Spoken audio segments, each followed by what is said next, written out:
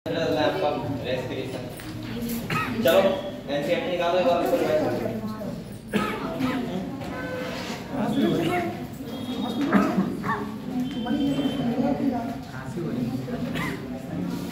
Respiration को एक बार revise करो बेटा, फिर हम वो अगले बढ़ेंगे। कल मैंने आपको एनारोबिक रेस्पिरेशन बता दिया था और आज हम लोग पढ़ेंगे एरोबिक। ठीक है, जो मैंने बताया उसके एक बार रिवाइज भी करवा दूंगा, लेकिन तब तक आप लोग एक बार खुद से रिवाइज कर लो। आप लोगों ने ग्लाइकोलाइसिस पढ़ा था, हम लोगों ने पढ़ा था, और मैंने आपको क्या क्या बता चुका हूँ। जैसे मैंने आपको कहा था अगर ग्लाइकोलाइसिस की बात करें तो वहां में 2 एटीपी मिलते हैं, 2 क्या मिलते हैं, एनएडीएच। पता है आपको। दूसरा मैंने कहा था टोटल बनते कितने, 4 एटीपी, 2 वहां खर्च हो जाते हैं फर्स्ट और थर्ड स्टेप में। ठीक है, इसके बाद मैंने कहा था ग्लाइकोलाइसिस पार्शियल ब्रेकडाउन होता है ग्लूकोज का, साइटोप्लाज्म में होता है। अब डिपेंड करेगा कि वो एरोबिक रेस्पिरेशन होगा या फिर कौन सा होगा, एनारोबिक होगा। अगर एनारोबिक होगा तो आपको पता है अगर मसल है तो वहां बनेगा लैक्टिक एसिड, अगर ईस्ट है तो वहां क्या बनता है, इथेनॉल प्लस CO2। और अगर वो जा रहा है माइटोकॉन्ड्रिया में तो इसका मतलब कौन सा रेस्पिरेशन होगा, एरोबिक। मैंने कल आपको ये बताया था, मैंने कहा था कि आपको पता होना चाहिए कि एरोबिक रेस्पिरेशन कितना इंपॉर्टेंट है। अगर एरोबिक नहीं होगा तो हमें टोटल ग्लूकोज का होगा नहीं, और नहीं होगा तो हमें सारे एटीपी नहीं मिलेंगे। हमें खाली कितने मिलते हैं, 2 एटीपी। किससे, एनारोबिक ब्रेकडाउन से, वो भी कौन से वाले, ग्लाइकोलाइसिस वाले। और बेटा और उसके बाद जो हम बात करते हैं कि कंप्लीट ब्रेकडाउन जब होता है ग्लूकोज का, तो वो कहाँ होता है, कैरेब साइकिल द्वारा माइटोकॉन्ड्रिया में। ठीक है, तो हम लोग इसको कंटिन्यू करेंगे अभी। एक बार थोड़ा सा आपको समझा देता हूं। देखो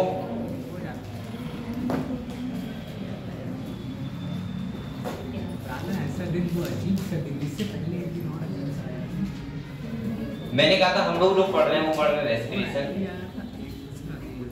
और रेस्पिरेशन का मतलब क्या होता है बेटा, जो भी हम खा रहे हैं उसका ब्रेकडाउन होना या उसका ऑक्सीडेशन होना ऑक्सीजन की प्रेजेंस में, और बनता क्या है, एटीपी। क्या बनता है, और रिलीज क्या होता है, CO2। मैंने कहा था धरती पे सारे के सारे एरोबिक करते हैं अगर हम कुछ चीजों को छोड़ दें, जैसे कुछ बैक्टीरिया होते हैं, ईस्ट होता है, और हमारी मसल्स में होता है कौन सा, एनारोबिक। बकाया हर जगह कौन सा होता है, एरोबिक होता है। अगर हम अगली बात करें तो मैंने आप लोगों से बताया था, मैंने कहा था अगर हम बात, जैसे ये सेल है कोई, ये क्या है बेटा, ये एक सेल है। अगर मैं यहाँ सेल में बात करूं तो आपको पता है यहाँ माइटोकॉन्ड्रिया बना लेते हैं, माइटोकॉन्ड्रिया होना चाहिए क्योंकि सबसे ज्यादा एटीपी कहाँ मिलते हैं, माइटोकॉन्ड्रिया।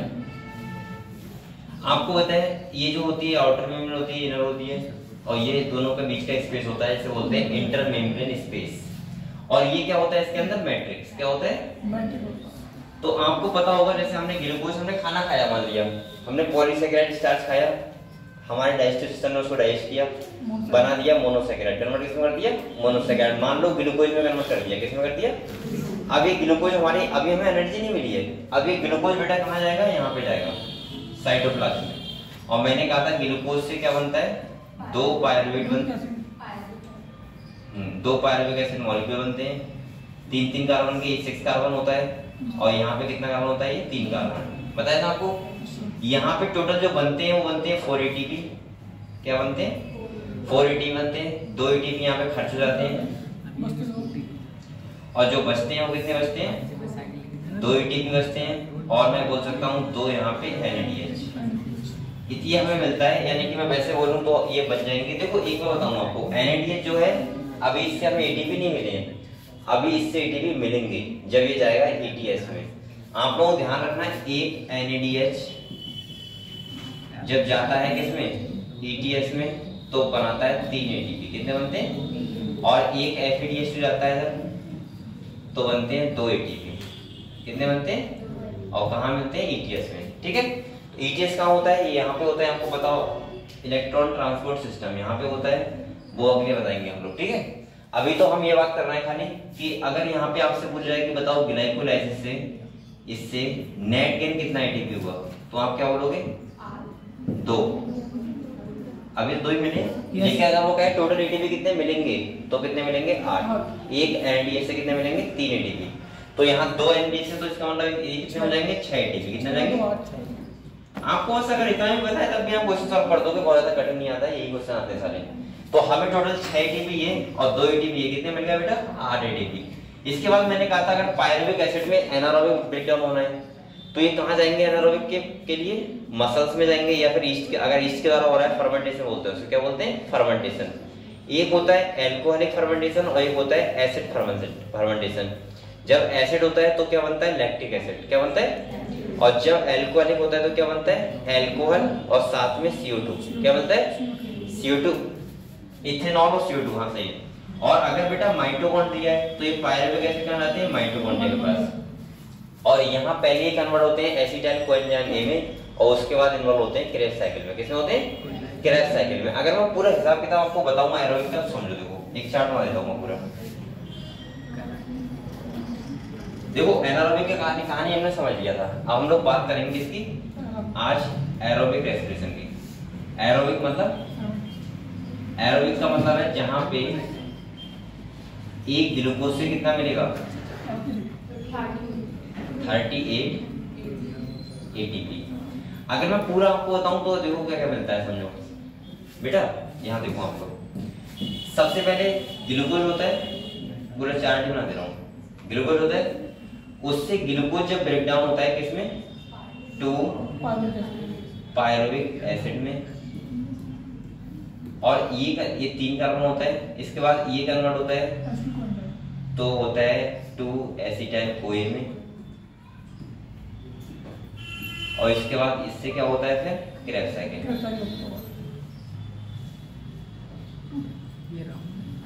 ये समझ गए हम लोग। और इसके बाद फाइनली क्या होगा, ETS।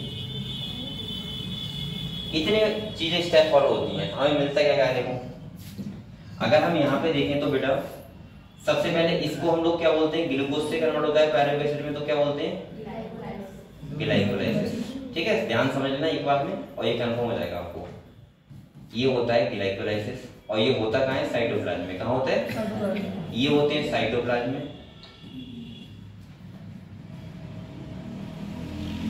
ये यहां से ये वाला स्टेप होते हैं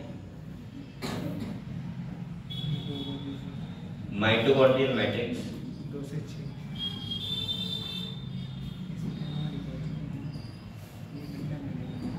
ठीक है, और यहाँ पे मैं बोल सकता हूँ कि इसको हम लोग क्या बोलते हैं, जब पायरुविक एसिड एसिटाइल को में कन्वर्ट होता है लिंक रिएक्शन। क्या बोलते हैं बच्चों, लिंक रिएक्शन बोलते हैं। और इसके बाद तो आपको बताए ये जाता है क्रेब्स साइकिल होता है। ठीक है, और उसके बाद ETS कहाँ होता है बताओ, इनर मेम्ब्रेन ऑफ माइटोकॉन्ड्रिया। कहाँ होता है, इनर मेम्ब्रेन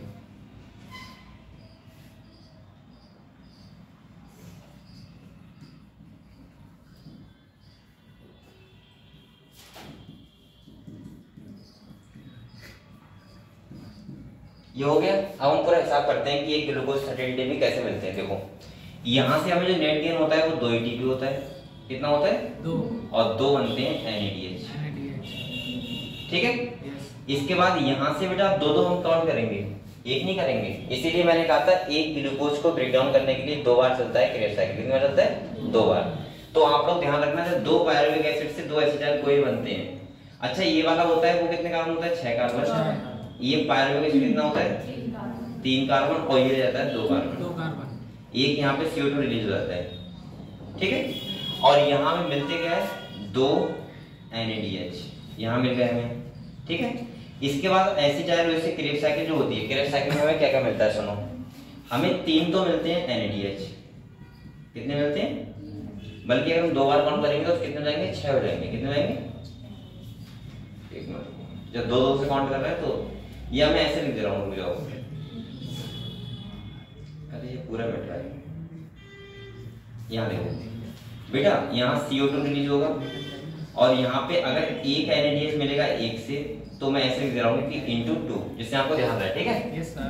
और यहाँ पे अगर हम बात करें तो 3 NADH मिलेंगे और 2 करोगे तो कितने जाएंगे, 6। और एक क्या मिलता है, FADH2, और एक क्या मिलता है, GTP। सही है, अब इन सबको क्या करोगे,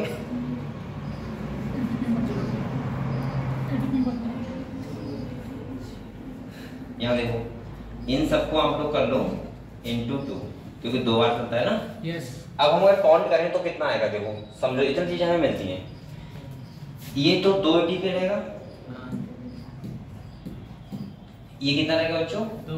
2 एटीपी रहेगा। इसके बाद ये कितना बन जाएगा बताओ? 3 दूनी 6 एटीपी, एक से कितना मिलता है? 3 एटीपी, तो ये बन जाएगा 6 एटीपी। ये बात समझे आप लोग? यहाँ पे देखो एक एनएडीएच है इंटू 2 दो बार चलेगा तो कितने हो जाएंगे? 6 एटीपी हो जाएंगे। और यहाँ पे आप लोग बताओ अगर 3 एनएडीएच है और 2 बार क्रैश करके चलेगा कितने एनएडीएच होंगे? 6 एनएडीएच होंगे, तो 6 दिए 18 एटीपी। ऐसे ध्यान रखना बिल्कुल बेटा। तो ये 18 एटीपी हो जाएगा। और इसके बाद एक एफएडीएच2 है, 2 बार चलेगा तो 2 एफएडीएच2 और एक एफएडीएच2 कितने एटीपी मिलते हैं? 2, तो 2 दूनी 4, तो यानी कि कितने हो गए? 4 एटीपी हो गए। और एक जीटीपी से कितना मिलता है? 1 एटीपी, तो 2 एटीपी हो गए ये। तो ये कितने हो गए? अगर 2 एटीपी हो गए। अब आप लोग देखो काउंट करो, 2 6 8 और 6 14, 14 18 कितने होते हैं? 32 और 32 4 36 और 2 38। तो ऐसे में मिलते हैं एक ग्लूकोज से 38। और ये तुम्हारा पूरा था रेस्पिरेशन, समझ गए? अब जो मैं NADH2 और FADH2 की बात कर रहा हूँ, ये ETS में जाके कन्वर्ट हो जाते हैं ATP में। अभी अगर एक बात और ध्यान रखो, अगर आपसे वो ये पूछने लगे, मैं बार बार क्यों मार रहा हूँ बेटा, यहीं से क्वेश्चन आएगा। एक बात और ध्यान रखना, यहाँ पे 2 बार CO2 भी निकलता है। कहाँ पे? इससे कितने बार निकलता है? 2 बार। दूसरा आपको एक बात और ध्यान रखना बेटा, क्योंकि 4 और 2 6 और ये बचता है जो बाद में वो बचता है 4 एटीपी का, सही है? और 2 एटीपी 2 कार्बन ये हो गए और 4 कार्बन का होता है ऑक्सैलोएसिटिक एसिड जो रिसीव करता है क्रेब्स साइकिल में, ठीक है? हम बाद में बात करेंगे। तो आप लोग पहले ये समझ लो बेटा, अगर आपसे वो ये कहने लगे कि हमें बताओ पूरे रेस्पिरेशन में हमें ओनली एटीपी कितने मिले, जाओ कितने बताओ? हाँ वो तो टोटल मिले हमें, वो तो बनेंगे खाली 2 4 एटीपी। देखो 2 ये वाले मिले, ये देखो प्योर एटीपी ना, 2 एटीपी ये मिले और 2 ये मिले। एक एटीपी 2 बार चलेगा ना, एक डायरेक्ट कन्वर्ट हो जाता है एटीपी, ठीक है? तो हमें टोटल जो मिलेंगे 4 एटीपी और बकाया हमें सब क्या मिला? NADH2 और FADH2 जो बाद में कन्वर्ट होंगे किसमें? ETS में जाके। दूसरा बेटा एक बात बताओ, मैंने आपको हमेशा बोला एक बात कि एरोबिक रेस्पिरेशन ऑक्सीजन प्रेजेंस में होता है। अब आप सोच रहे हो सर अभी तक आपने ये तो कहा नहीं, CO2 तो रिलीज किया है, लेकिन आपने अभी तक मैंने क्या बताओ ये बताया कि ऑक्सीजन इन्वॉल्व हुआ है? नहीं, वो होगा ETS में। कहाँ होगा? ETS में जो फाइनल इलेक्ट्रॉन सेक्टर होता है वो कौन होता है? ऑक्सीजन जो होता है, तभी तो क्या बनता है? वाटर। इसीलिए वहां हमें क्या किसकी जरूरत पड़ती है? ऑक्सीजन की, समझ गए? तो ये तुम्हारा का पूरा चार्ट एरोबिक रेस्पिरेशन का एक बार अच्छे से बना दो, ये जिससे आपको ये क्लियर हो जाए। फिर इसका मतलब ये है कि आपका लगभग क्लियर हो जाएगा। ऐसी भी नॉलेज करना है।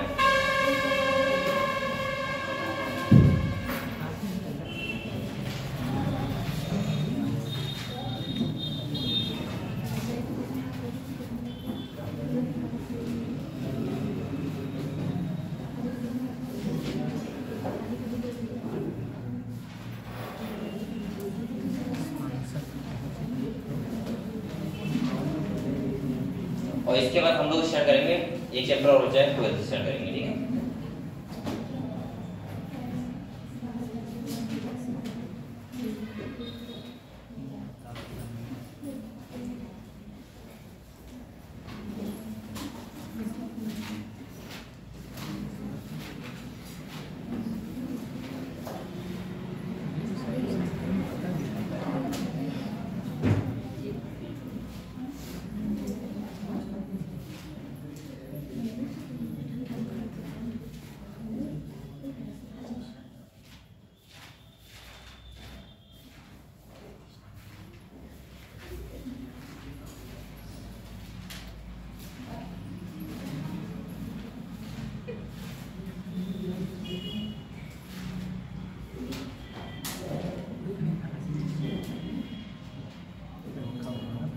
और ये आपको बेटा बहुत अच्छे से आता होगा कि कहाँ पे कितने एटीपी मिले, कहाँ पे कितने NADH2 मिले, कहाँ पे कितने FADH2 मिले।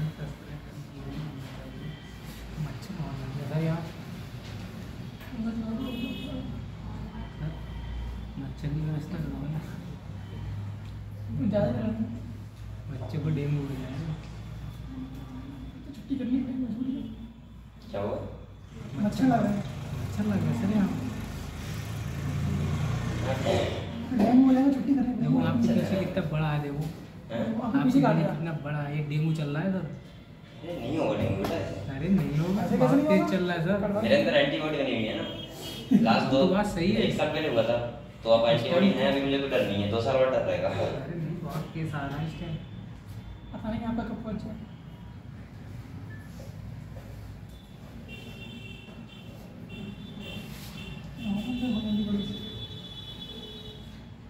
देखिए ये घूम रहा है, कितनी मच्छर है।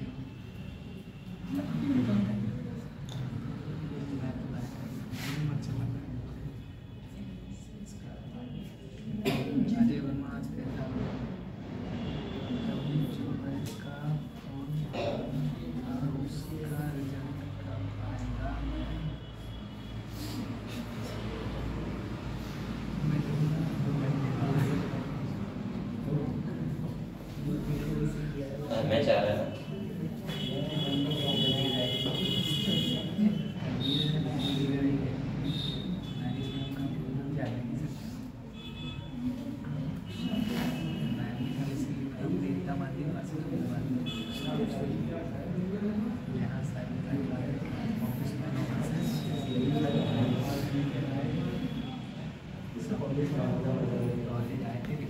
सबसे बड़ा मिल जाता है, बड़ा भिखारी है।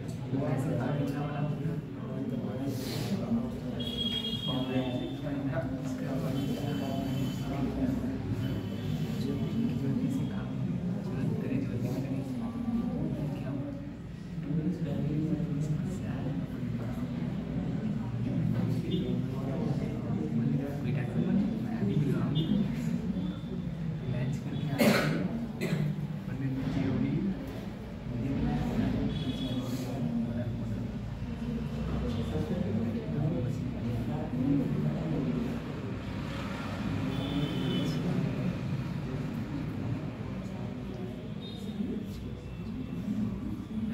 छेद में 18 नहीं होता है, मतलब यहाँ 9 में 18 नहीं, छेद में 18 होता है।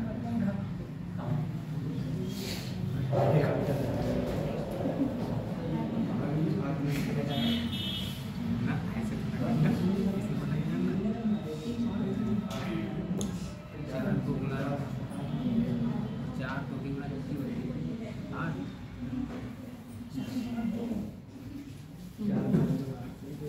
तब भी तो 8 ही आएगा, आगे कर लेता है, पीछे कर ले उसे। 8 8 और 2 कितने हो गए? 10 और 6 18, 18 में से 2 और 2 भैया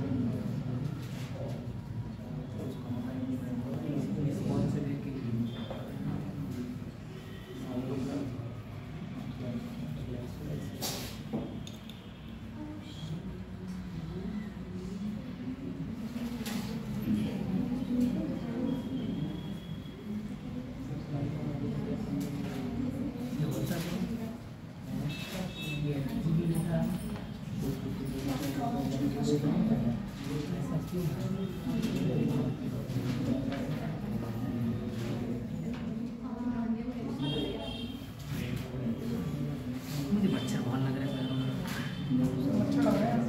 अच्छा लग रहा है पैरों में और नीचे मोटी हो गए? सर कुछ निजाम करवाओ। मोटी लगाओगे?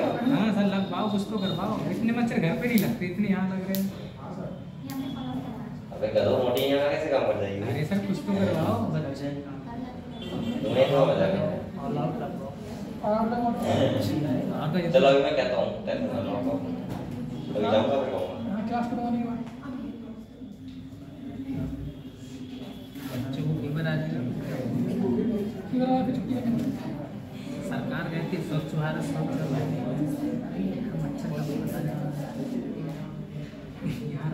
मच्छर ही मच्छर रहते होंगे।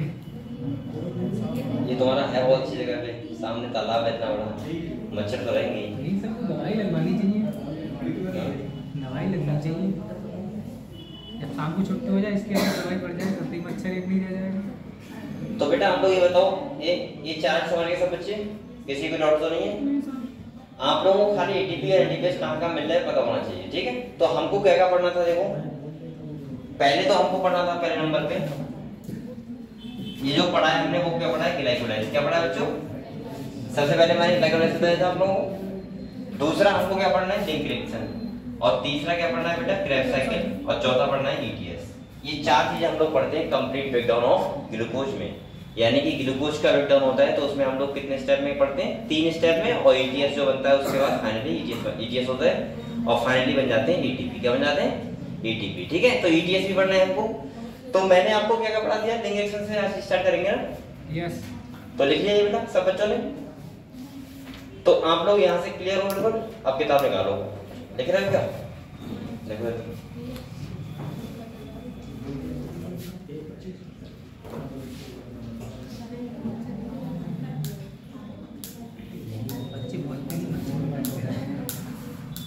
हर किसी के पैर में काट रहा है। चलो कैसे क्या हो जाए? किसी मच्छर आप लोग को फेस्टिवल आता है उसके बाद आप लोग कैसे जाते हो? बिल्कुल स्वस्थ हो जाते हो ना? या कोचिंग वोचिंग ठीक है चलती रहेगी? बेटा थोड़ा एनर्जेटिक रहो। चलो ठीक है, हम लोग पढ़ते हैं करके, ठीक है? अब जो पहला मैं क्या पढ़ाऊंगा? ग्लाइकोलाइसिस, दूसरा लिंक, तीसरा क्रेब और चौथा ईटीएस। आपको पता होना चाहिए चीजें, ठीक है? तो देखो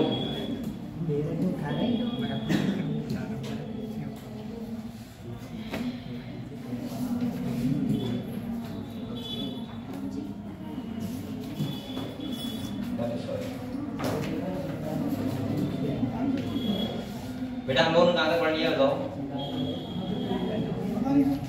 ग्लाइकोलाइसिस तो पढ़ लिया था ना हम लोगों ने? क्यों? ये भी कल पढ़ा दिया था। कल हो गया। आज पढ़ना है, कल पढ़ा दिया था।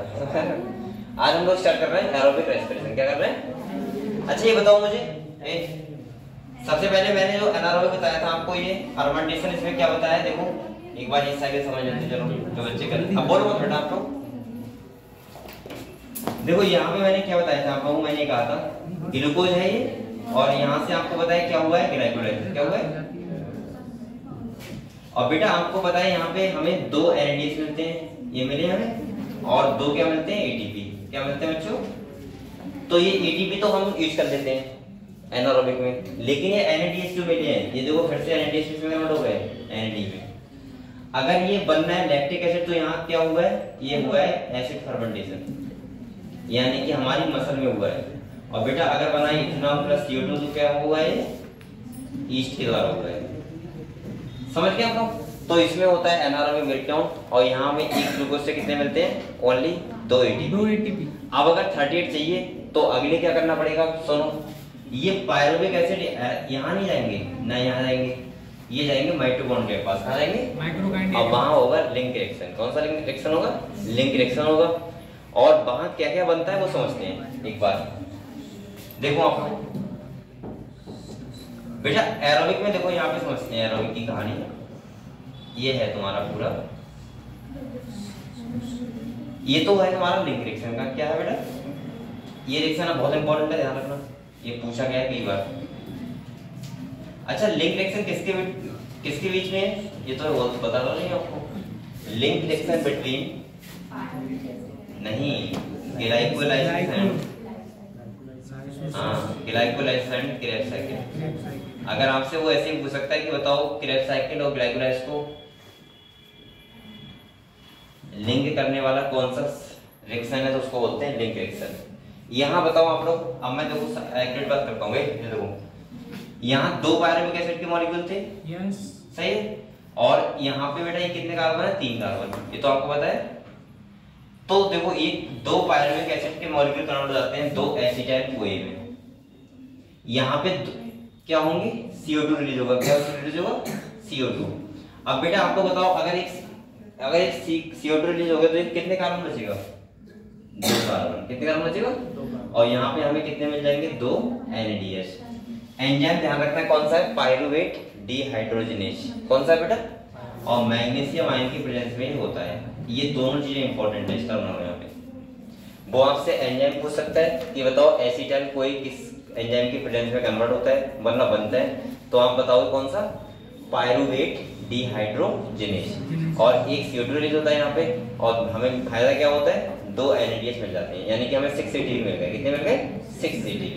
तो आप लोग बताओ बेटा, ये जो एसीटाइल कोई है ये कितने कार्बन बचा, 2 कार्बन, और ये एसीटाइल कोई अब जाएगा किसमें, क्रेब्स साइकिल में। और ये हुआ कहाँ है लिंक रिएक्शन, तो हुआ है, ये भी लिखो आप लोग यहाँ पे, माइटोकॉन्ड्रियल मैट्रिक्स।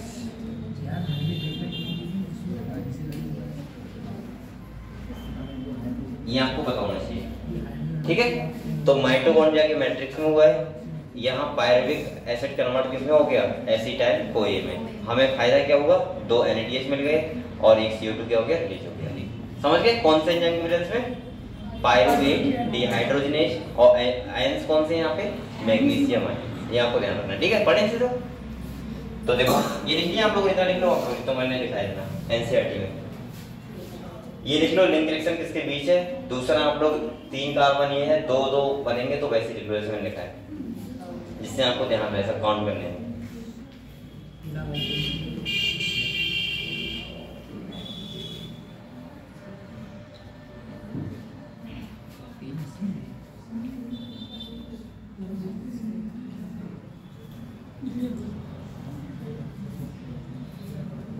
आज फेस क्लास हो गए, देशन ने क्या लिखा था ग्रुप में,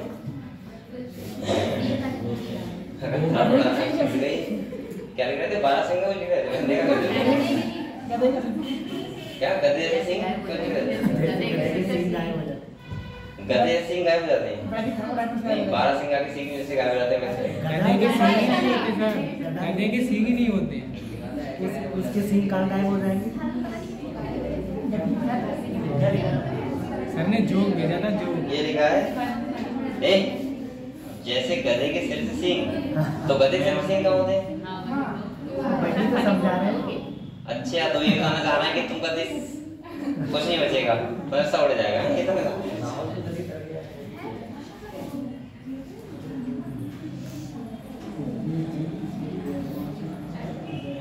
और आप लोग गधों में वो किसने हंसी वाला सेंस सुनाया था, मैंने वैसे किया था।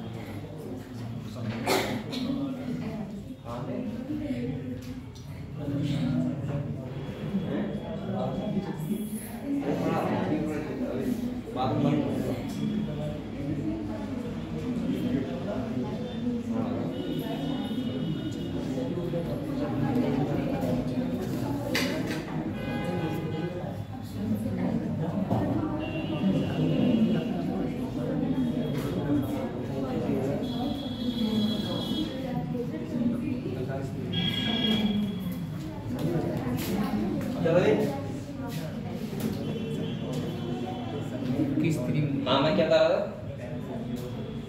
वो सर की बात गधे वाली सींग नहीं है।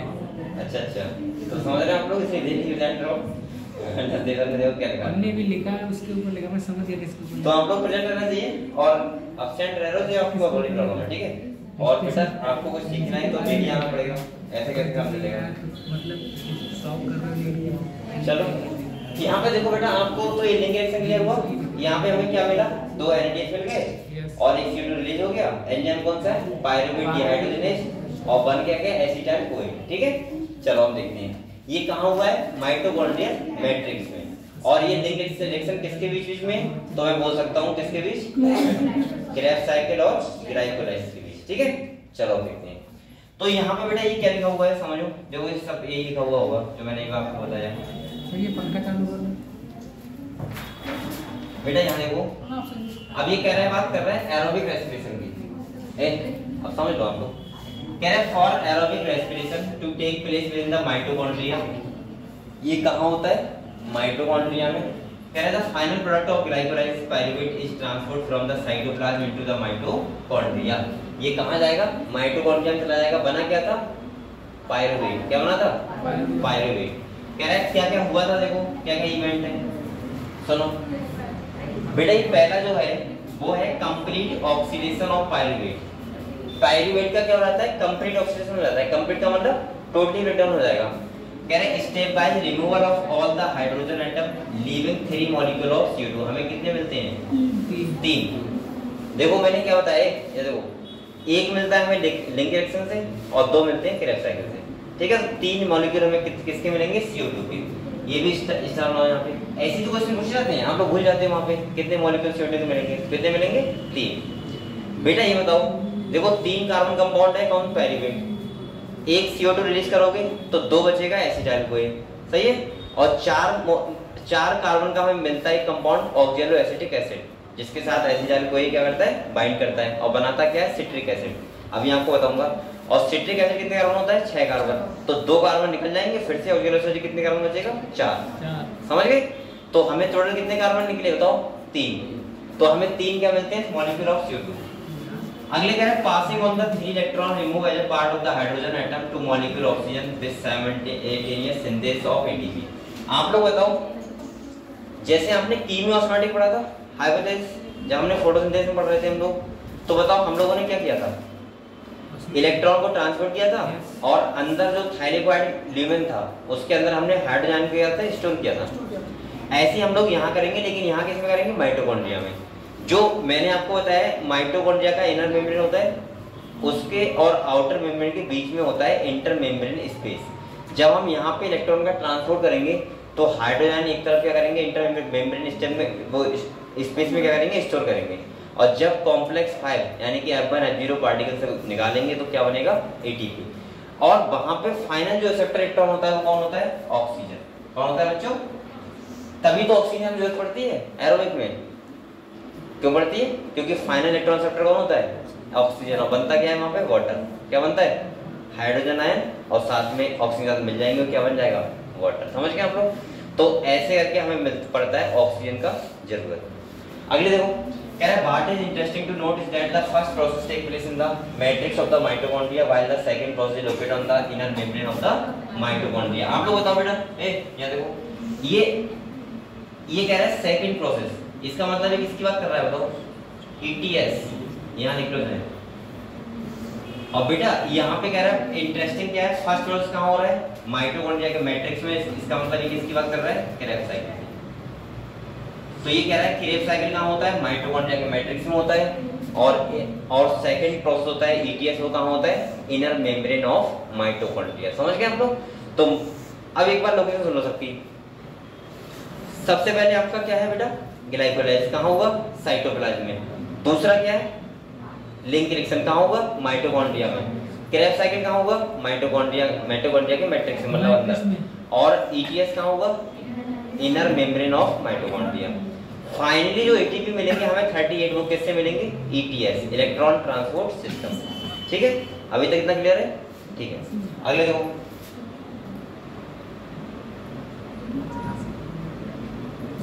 बेटा अगले देखो क्या कह रहा है? Pyruvate which is formed by the glycolytic catabolism of carbohydrate in the cytosol after it enter mitochondrial matrix undergo oxidative decarboxylation. यहाँ पे क्या हुआ है? डीकार्बोक्सिलेशन। और इसीलिए यहाँ पे क्या निकला है? CO2। जहाँ CO2 निकलता है उसे क्या बोलते हैं? डीकार्बोक्सिलेशन। कह रहा है by a complex set of reaction catalysed by pyruvate dehydrogenase, ये एंजाइम का नाम है। और कह रहा है reaction catalysed by pyruvate dehydrogenase required the participation of several coenzyme including NAD and coenzyme A। और कह रहा है ड्यूरिंग दिस प्रोसेस बेटा 2 मॉलिक्यूल किसके बनेंगे? NADH। मैंने बताया था यहाँ पे 2 लिख लो।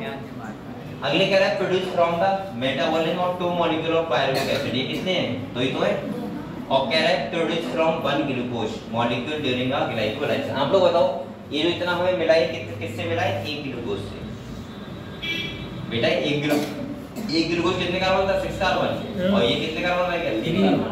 तभी 2 मॉलिक्यूल बने। आप लोग कार्बन का हिसाब रखा हो। अगले कह रहे थे acetyl Koen enter a cyclic pathway, ये इसको हम लोग बोलते हैं ट्राई कार्बोक्सिलिक एसिड साइकिल, इसको हम लोग क्रेब्स साइकिल बोलते हैं, और एक और बोलते हैं हेंस क्रेब्स साइकिल। तो ये तीन नाम से जानते हैं, या हम इसको और एक और नाम से जानते हैं, पता है क्या, टीसीए पाथवे। तो आप लोग ये सारे नाम यहाँ लिख लो, कहीं कोई सा नाम आ जाए आप लोग बहुत सारे क्रेब्स साइकिल कहा था। यहाँ देखो बेटा, इसको हम लोग ट्राई कार्बोक्सिलिक एसिड साइकिल भी बोलते हैं, इसको हम लोग क्रेब्स साइकिल भी बोलते हैं,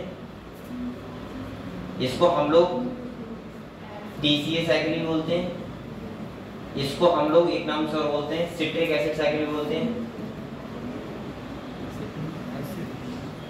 और इसको हम हेंस क्रेब्स साइकिल भी बोलते हैं। इतने नाम से बोलते हैं इसको, इधर लिख दे रहा हूं, क्या नाम से बोलते हैं, हेंस क्रेब्स।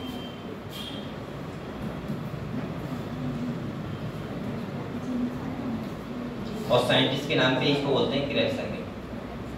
ये सारे नाम लिख लो, इस नाम से हम लोग बोल सकते हैं, कोई भी नाम आ जाए आपको पता होना चाहिए। सही है। ट्राई कार्बोक्सिलिक एसिड साइकिल क्यों बोलते हैं, क्योंकि सिट्रिक एसिड बनता है। सही है। दूसरा हम लोग क्रेब्स साइकिल क्यों बोलते हैं, साइंटिस्ट का नाम क्या है, हेंस क्रेब। तीसरा टीसीए, इसी का फुल फॉर्म है, सिट्रिक एसिड फर्स्ट कंपाउंड बनता है सिट्रिक एसिड, इसीलिए। तो इतने नाम से हम लोग बोल सकते हैं क्रेब्स साइकिल को। ठीक है, कोई सा भी नाम आ सकता है, आपको पता होना चाहिए। तो ये सारे नाम आप लिख लो। अब आपका स्टार्ट होगा क्रेब्स साइकिल, जो कहाँ होता है, माइटोकॉन्ड्रिया के मैट्रिक्स में।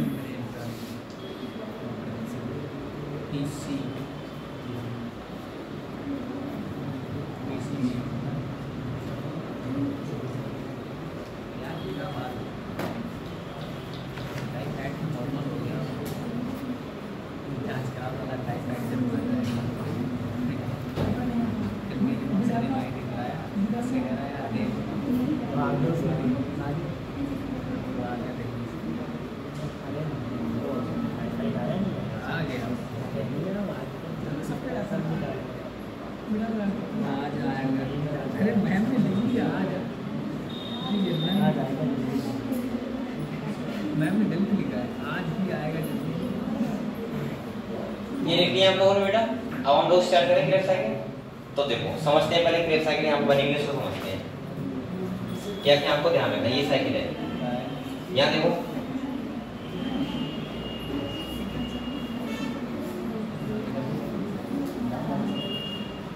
ये वाला साइकिल है। देखो पहले तो मुझे ये बताओ बेटा, ये आपको बेसिक कितना पता है। देखो पहली बात आपको पता होना चाहिए, मैंने कहा था इतनी साइकिल में पढ़ा चुका हूँ आपको। जैसे हमने साइक्लिक पढ़ा था, नॉन साइक्लिक पढ़ा था, इसके बाद हमने क्या पढ़ा था वहाँ पे, C3 पाथवे पढ़ा था, जिसे बोलते हैं केल्विन साइकिल, हेचेंट सेलेक्ट साइकिल पढ़ा था, कैम साइकिल पढ़ा था, फिर हमने ग्लाइकोलाइज पढ़ लिया। मैंने हमेशा कहा है कि आप लोग सबसे पहले तो ये ध्यान रखा करो, फर्स्ट जो कंपाउंड बन रहा है वो क्या बन रहा है, उसका नाम क्या है। दूसरा आप लोग जो एक्सेप्ट कर रहा है बाहर की चीज को, उसका नाम याद रखा करो, और कितने कार्बन है और कितने कार्बन बन रहा है, ये भी आपको ध्यान होना चाहिए। ठीक है। तो देखो यहाँ पे सबसे पहले आपको पता है ग्लूकोज था, यहाँ से स्टार्ट करते हैं थोड़ा सा। ग्लूकोज बेटा किस में कन्वर्ट हुआ, पायरुवेट में, और इस साइकिल को हमने क्या बोला, ग्लाइकोलाइज। अब मैं इतनी बार बताऊंगा, हम लोग मत भूलो। ठीक है। ये कितने कार्बन था, 6 कार्बन था, और ये बेटा कितने कार्बन बनाए, 3 कार्बन, लेकिन ये कितने हैं, 2। मैं ऐसे बोल सकता हूँ एक ग्लूकोज को ब्रेक डाउन करने के लिए क्रेब्स साइकिल कितनी बार चलता है, 2 बार। और एक ग्लूकोज को बनाने के लिए जब हम फोटोसिंथेसिस पढ़ रहे थे तो वहां पे केल्विन साइकिल कितनी बार चलता है, 6 टाइम। पता है आपको सब बच्चों को। ठीक है। अब देखो यहाँ पे बेटा एक बात बताओ आप लोग, पायरुवेट था वो कन्वर्ट किसमें हो गया, एसिटाइल कोएंजाइम ए में। ठीक है। दूसरा मैंने कहा था यहाँ पे हमें 2 एनएडीएस मिल जाते हैं और एक CO2 क्या होता है, रिलीज। अब आप लोग बताओ 3 कार्बन है, एक CO2 रिलीज होगा, कितने कार्बन बचेगा, 2 कार्बन। और जो फर्स्ट ये एसिटाइल कोई इन्वॉल्व होता है तो उसको जो फर्स्ट रिसीव करता है उसका नाम क्या है, ऑक्जेलो एसिटिक एसिड। और ये ऑक्जेलो एसिटिक एसिड कितने कार्बन होता है, 4 कार्बन। कितने कार्बन होता है। अच्छा मुझे ये बताओ, जब हम लोग पढ़ रहे थे एक हेचेंट सेलेक्ट पाथवे, वहां जो फर्स्ट कंपाउंड बना था वो क्या था, C4 पाथवे में बताओ। C3 पाथवे का मैं बता दे रहा हूँ, फॉस्फोग्लिसरिक एसिड बना था, 3 कार्बन कंपाउंड था। अब आप लोग बताओ C4 साइकिल में कौन सा क्या बना था, ऑक्जेलो एसिटिक, कितने कार्बन था, होता 4 कार्बन वहां बना था और यहाँ बेटा रिसीव कर रहा है। ध्यान रखना, आप लोग बहुत जल्दी कंफ्यूज होगे। ध्यान रखना, वहां बना था C4 साइकिल में HN सेलेक्ट बात में क्या बना था, ऑक्जेलो एसिटिक एसिड। वहां हो रहा था फोटोसिंथेसिस की बात, और यहाँ किसकी बात हो रही है, और यहाँ ये रिसीव कर रहा है एसिटाइल कोई को, बन क्या रहा है यहाँ पे सिट्रिक एसिड। और ये कितने कार्बन बन रहा है, 4 कार्बन, ये 2 कार्बन, ये कितना हो गया। इसको क्या हम C6 साइकिल नहीं बोल सकते हैं, बोल सकते हैं। जैसे हम लोग C4 साइकिल बोल रहे थे, C3 साइकिल बोल रहे थे, इसको क्या बोल सकते हैं, तो उसमें ऑब्लिक करके ये भी लिख सकते हो C6 साइकिल, ऐसे C6 साइकिल। अगर आपसे कोई पूछे कि बताओ C6 साइकिल क्या होती है, तो आप लोग बता सकते हो कौन सी साइकिल होती है, सिट्रिक एसिड साइकिल। कौन सी होती है बच्चों, ये समझ गए आप लोग। अब देखो क्या हुआ, सबसे फर्स्ट कंपाउंड बना सिट्रिक एसिड, इसके बाद बेटा फिर से देखो CO2 रिलीज हुआ है, देखो और इस साइकिल में अकेला ऐसा कंपाउंड होता है जो कितने कार्बन होता है, 5 कार्बन। ये कई बार क्वेश्चन पूछ लगा है, उसका नाम बताओ, तो होता है अल्फा कीटो ग्लूटारिक एसिड। जो क्या हुआ, क्यों पेपर है, काय पेपर है, कल है, अरे चलो जाओ, अरे क्या नीचा पानी कर रहा है, चैन लगा लो, चैन लगा लो, चैन लगा लो, अरे वो लगा लेगा, तुम लोग इधर देखो, तुम लोग चैन पीछे पड़ गए। यहाँ देखो बच्चों, तो ये कई बार क्वेश्चन पूछा चुका है कि अकेला 5 कार्बन कंपाउंड कौन सा है, तो कौन सा है, अल्फा कीटो ग्लूटारिक एसिड। इसके बाद देखो जब ये कन्वर्ट होता है किसमें, ए सक्सेनिक एसिड में होता है, सक्सेनिक एसिड में होता है मैलिक एसिड में। और आप लोग बताओ 5 carbon alpha keto glutaric acid है, एक CO2 रिलीज हो गया तो कितने कार्बन बचेगा, 4 कार्बन। और अगले succinic acid, malic acid, ऑक्जेलो acid सब क्या होते हैं, 4 कार्बन। कितने कार्बन होते हैं, 4 कार्बन। बेटा इसके बाद देखो आप लोगों को एक एनएडीएच यहाँ मिला, एक यहाँ मिला, और एक कहाँ मिला, यहाँ। कितने हो गए, 3 हो गए। मैंने कहा था अगर इंटू 2 करोगे कितने हो जाएंगे, 6। तो आपको यहाँ टोटल मिलेंगे 6 NaDH। और यहाँ देखो एक हमें मिलता है FeDH2 मिला है, तो हमें एक के कितने हो जाएंगे, 2, क्योंकि इंटू 2 करेंगे ना, 2 हो जाएंगे, तो 2 हो जाएंगे FeDH2। और बेटा एक बार बताओ आप लोग, एक GTP मिला है, इसका मतलब 2 ATP। कितने होंगे, मतलब एक GTP तो 2 GTP करोगे इंटू 2 तो 2 ATP हो जाएंगे, तो 2 GTP हो गए। अब अगर हम काउंट करें तो कितना होगा, 6 3 18 और 2 दूनी 4 और 2 ही हो गए, कितना हो गए, 24। हमें 2 से मिलते हैं तो 1 से कितना मिलेगा, 1 साइकिल से मिलता है 12।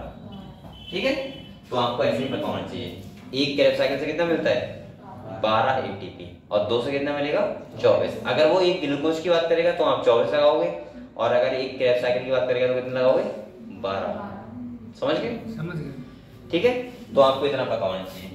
इसके बाद इसकी कोई ट्रिक बनाओ तो बना दोगे, लेकिन ऐसा पूछा कभी नहीं गया है। एक तो ये पूछा गया है एक बार कि बताओ 5 कार्बन कंपाउंड कौन सा होता है, फर्स्ट ऑफ जो रिसीव करता है उसका नाम तो आपको पता ही नहीं चाहिए। ठीक है, इसके बाद क्या बचा, सक्सेनिक एसिड, मैलिक और ऑक्जेलो एसिड। पहला रिसीव करने किया है ऑक्जेलो ने, बना क्या है, सिट्रिक। सिट्रिक के बाद 5 कार्बन कौन सा बनता है, alpha keto glutaric acid. Alpha के बाद कौन सा आता है, सक्सेनिक, फिर मैलिक और फिर से ऑक्जेलो एसिटिक एसिड। ठीक है, ये तीनों होते हैं 4 कार्बन, ये होता है 5 और ये होता है 6 कार्बन। बस इतना आपको ध्यान रखना है। ठीक बच्चों, क्लियर रहेगा। हालांकि बनते और भी हैं बीच में, लेकिन इसमें कम लिखे हुए हैं। वैसे मेरी ट्रिक थी, पहले बताता हूँ आपको,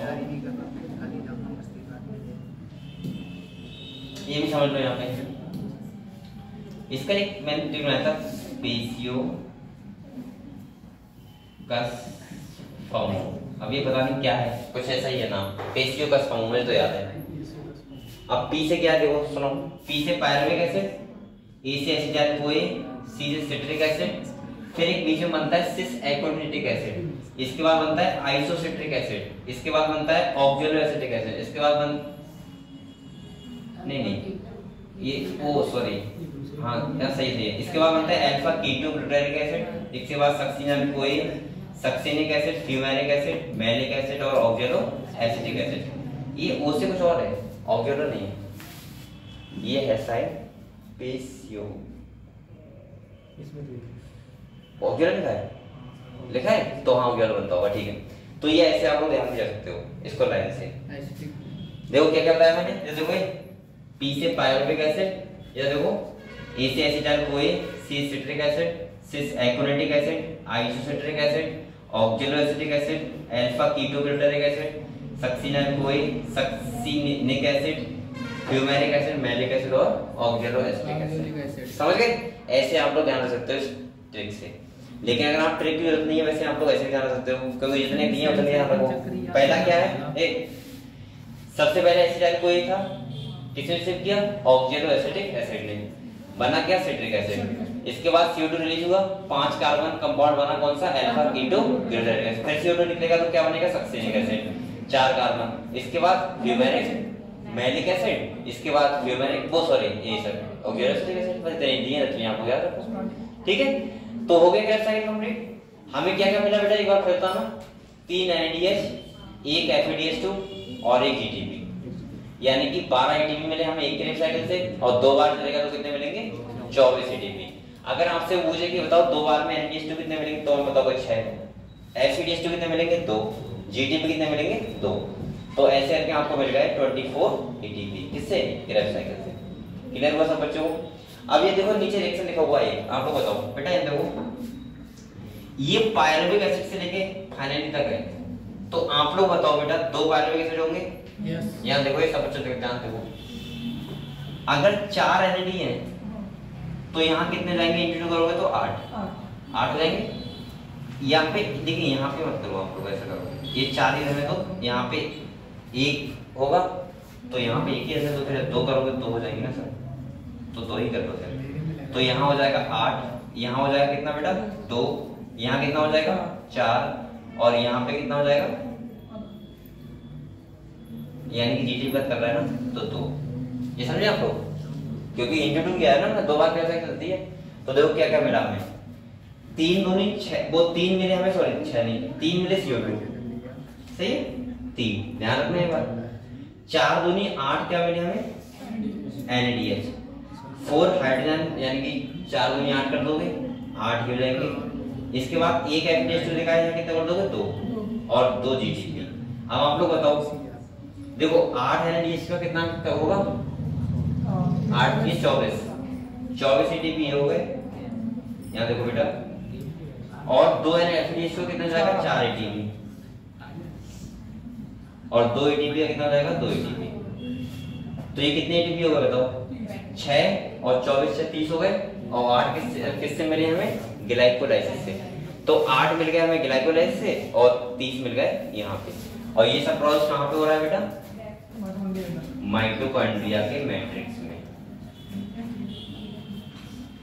कंप्लीट हुआ। ऐसे हमें मिलते हैं एक ग्लूकोज से 38 ATP। समझ गए? तो आपको कैसे ही पूछे, अब आप लोग बड़े आराम से इसको कर सकते हो। बताओ इसमें कोई बचा क्या? बस यहाँ पे आपको मैंने कहा था फोटोसिंथेसिस, तो यहाँ पे आपको मेन जो काउंट करना है वो क्या करना है? ATP और NADH यहाँ करने में बहुत इंपॉर्टेंट है।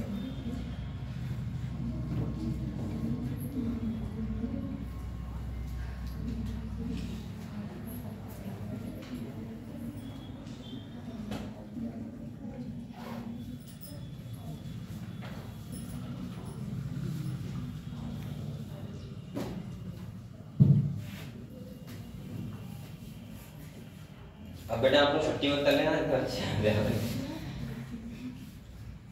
वरना मंडे की लिस्ट तो बनेगी, इंडक्शन नहीं। जो बच्चे काफी दिन से एब्सेंट रह रहे हैं उनका रेसिडेंस होगा, और आप लोग आ रहे हो तो उसमें बीच में डिस्कशन कर रहे हो।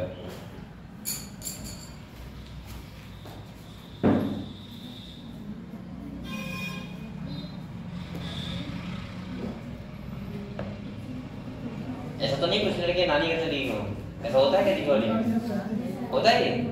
तो उन्होंने कहा हो कि कोई बात नहीं, तो छुट्टी कर लो, संडे को भेज देंगे। ऐसा बात कहते हैं ना मामा लोग कि कर लो तुम छुट्टी, क्या कोई डॉक्टर ना बन जाओगे, ऐसे बहुत डंडा मारते ना। चलो ठीक है। बता रहा कौन की कोचिंग हमने बनाने की कोचिंग करता हूं। तुम क्या करते हो? घर पे आके बस वो ये नहीं पूछते तुम क्या करते हो?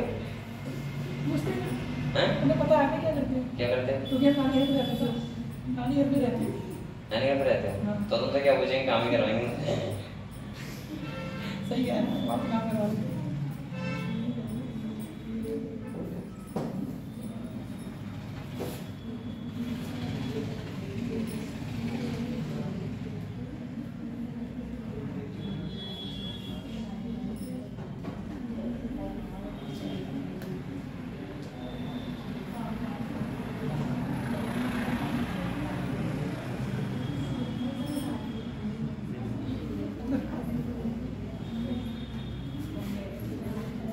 बेटा तो हम इसे पढ़े हैं?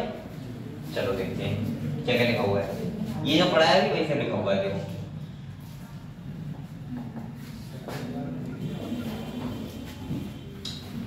कह रहा था TCA साइकिल। अब जो TCA बोलती है ट्राई कार्बोक्सिलिक एसिड साइकिल। कह रहा है start with the condensation of acetyl group with oxaloacetic acid. मैंने कहा था फर्स्ट कंपाउंड रिसीव करते हैं and water to yield citric acid. और क्या बनता है? Citric acid. क्या बनता है बच्चों? जो कितने कार्बन होता है? 6 carbon. 4 carbon oxalo acetic acid, 2 carbon acetyl group, बना कितना? 6 कार्बन। कह रहा था reaction is catalysed by the enzyme citrate synthase. यहां पे एंजाइम कौन सा होता है? Citrate synthase. इसको भी इस तरह लो, फर्स्ट एंजाइम भी याद रखा करो। और कह रहा है एंड मॉलिक्यूल ऑफ COH क्या होता है? रिलीज होता है। कह रहा है citrate is then isomerised to isocitrate. अब देखो आइसोसिट्रेट ला दिया इसमें, देख वहां क्या बताया था इसमें, क्या ट्रिक को ध्यान रखना। PCO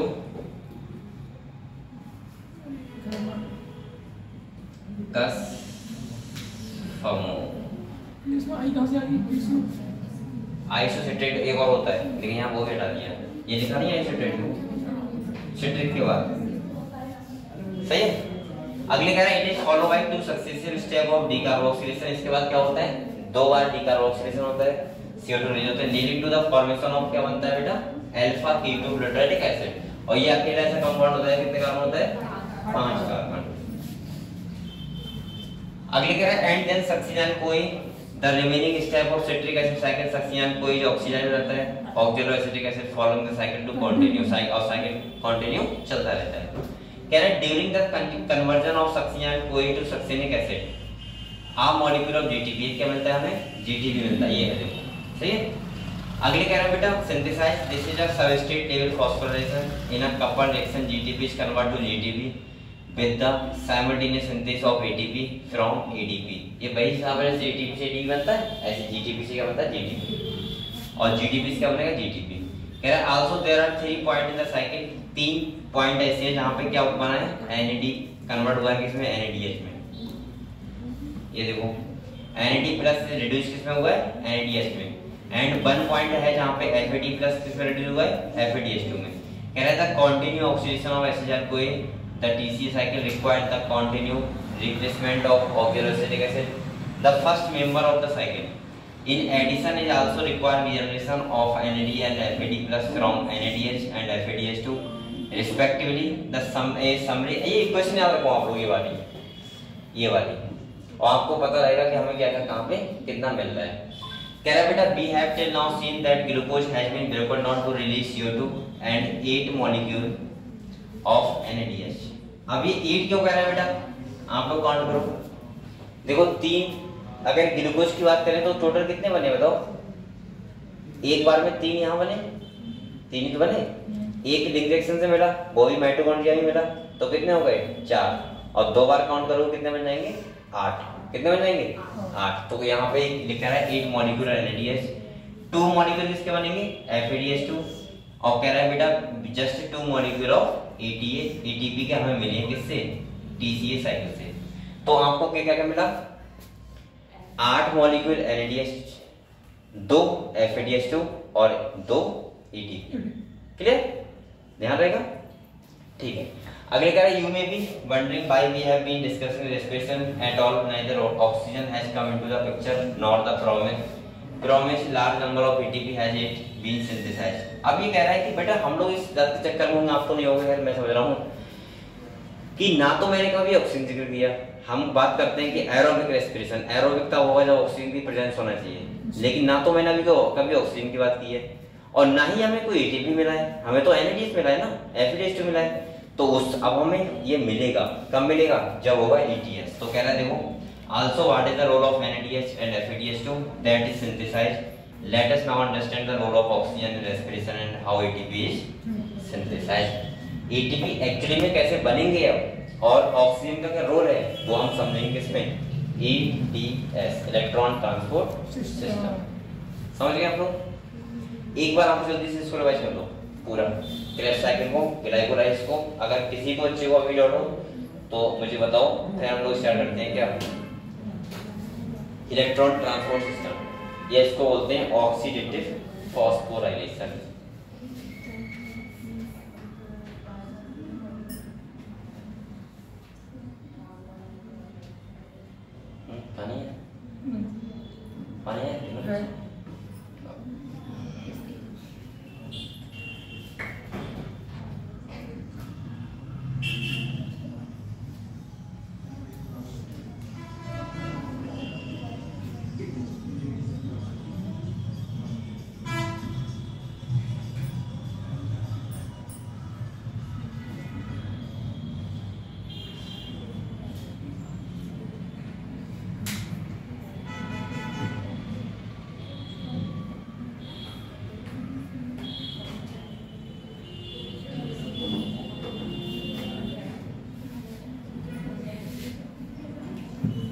करो रिवाइज करो जल्दी से। फिर हम लोग ETS पढ़ेंगे। फिर चैप्टर खत्म है, थोड़ा सा और बचा है बस 15 मिनट का। इसके बाद हम लोग नया चैप्टर पढ़ेंगे कौन सा? Plant growth and development. बेटा और आपको एक बात और सुनो, आप लोग फोटोसिंथेसिस और रेस्पिरेशन क्वेश्चन लगाने लगो अभी, वरना सब भूल जाओगे क्या पढ़ा मैंने। और लगाते रहो, ठीक है, जिससे आपको एक क्वांटिटी बनी रहे कि हम लोग जो पढ़ रहे हैं उसको आपको आता है कितना और कितना नहीं आता है, ठीक है। सही बच्चे। और क्लास बेटा रेगुलर है,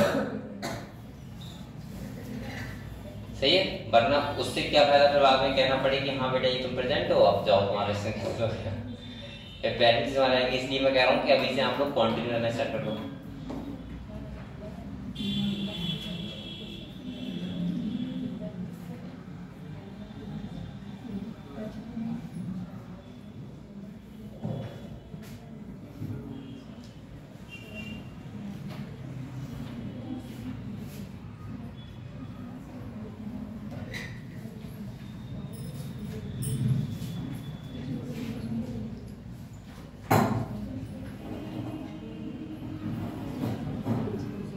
बस ये वाला चैप्टर थोड़ा सा कठिन है, उसके बाद कुछ कठिन नहीं भूल दीजिए।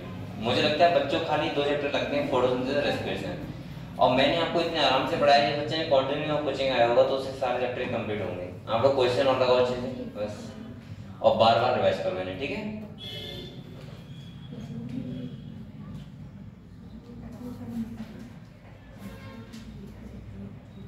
और हम लोग मंडे को नया चैप्टर स्टार्ट करेंगे। ये वाला खत्म कर कितना बचेगा, नया चैप्टर स्टार्ट करेंगे। कौन सा होगा? Plant growth and development. कि प्लांट का डेवलपमेंट कैसे होता है, उसमें ग्रोथ कैसे होता है, कौन कौन से हार्मोन होते हैं इन्वॉल्व होते हैं। उसमें बेसिकली हम लोग हार्मोन्स के बारे में पढ़ेंगे। किस बारे में पढ़ेंगे? हार्मोन्स के बारे में, ठीक है।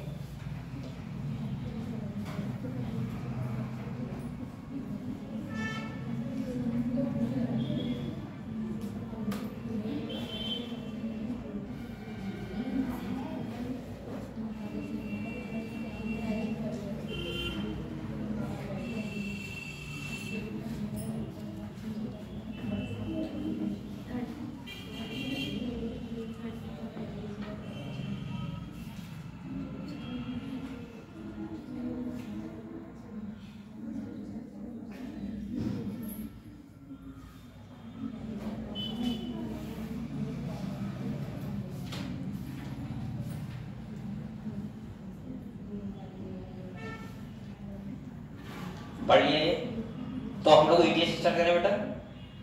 ETS करें, चलो। सबसे पहले तो हम लोग ETS की लोकेशन समझो कहाँ पे होता है ETS एक्चुअली। जैसे अगर मैं ETS की बात करूं तो ये है कुछ ऐसा बना हुआ इलेक्ट्रॉन ट्रांसपोर्ट सिस्टम, सही है। अभी आपको बड़ा अजीब लग रहा होगा ना, ये पता नहीं क्या है। ये बड़ा आसान है, आपको समझने की प्रयास करो। देखो आप लोग कुछ बातें याद करनी है खाली बस बेटा। देखो यहाँ पर क्या बात करनी है। पहला तो ये समझना है कि हो कहाँ रहा है। जैसे मैं आपको इधर देखो बच्चों, तो देखो जैसे मैं आपको माइटोकॉन्ड्रिया बनाता हूँ ऐसे, ये माइटोकॉन्ड्रिया है, क्या है, ऐसे बनाते हैं लोग, ऐसे ऐसे बनाते हैं। ये आपको पता होगा क्रिस्टी होता है, क्या होता है, क्रिस्टी होता है, पता होगा। इसके अंदर क्या होता है, मैट्रिक्स होता है, और ये होता है आउटर मेम्ब्रेन, क्या होता है,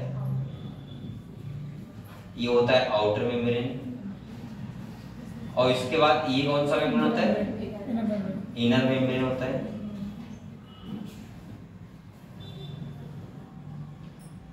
और इस बीच के स्पेस को बोलते हैं इंटर मेम्ब्रेन स्पेस। क्या बोलते हैं बच्चों,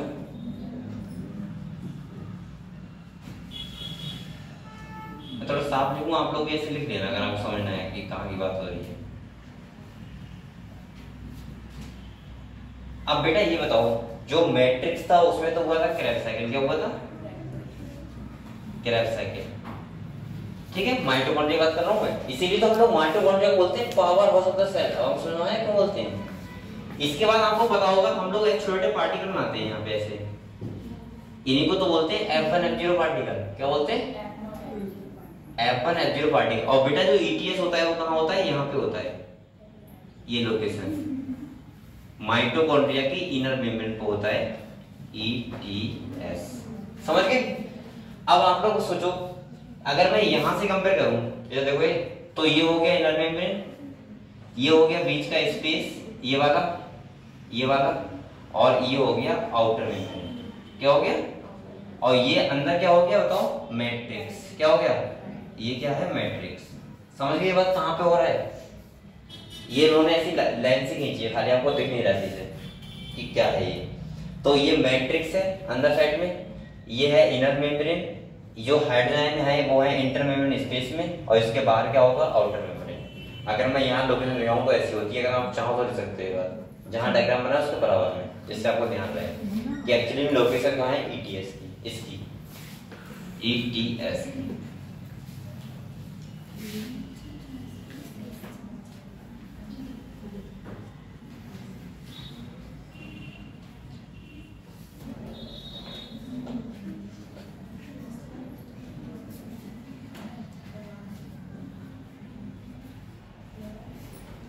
क्या हुआ? हम लोग फंस रहे भाई, बताओ।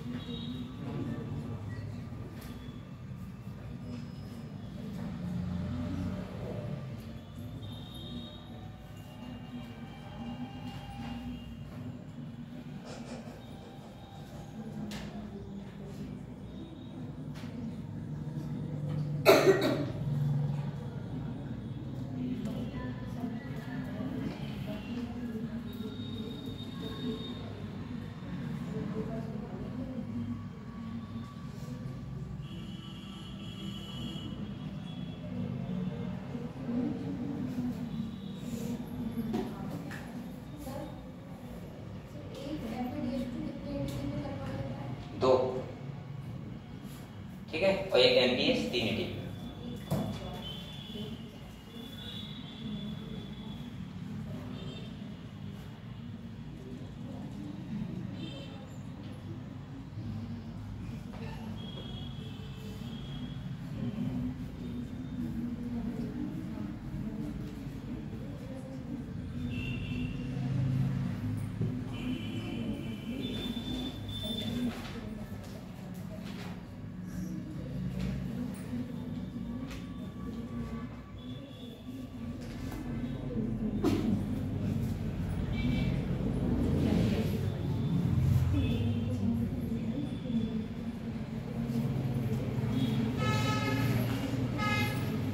ये लिख लिया आप लोगों ने?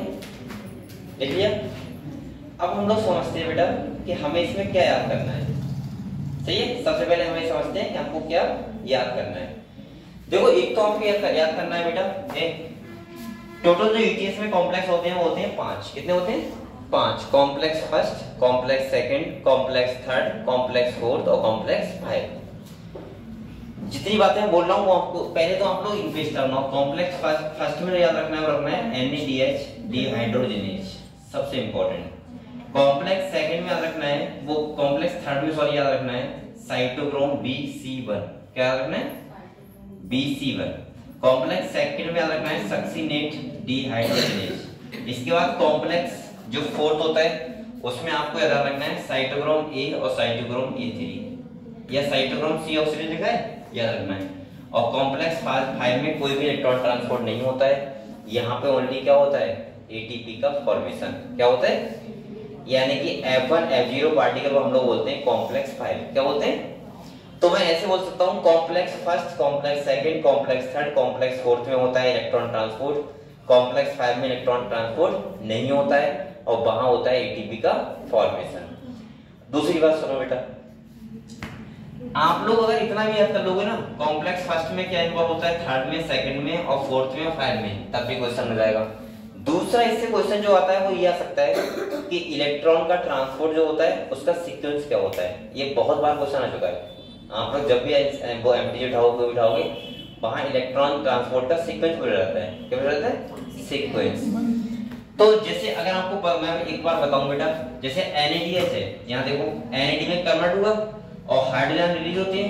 हाइड्रोजन कहाँ पे गिराते हैं? इसमें, इंटरमेम्ब्रेन स्पेस में। हमारा मतलब सिंपल सा ये होता है कि यहाँ पे हम क्या करें, एक तरफ हाइड्रोजन कंसंट्रेशन को बढ़ाएं, जैसे हमने वहां बढ़ाया था, वहां क्या बढ़ाया था? ल्यूमेन में, और यहाँ क्या बढ़ा रहे हैं?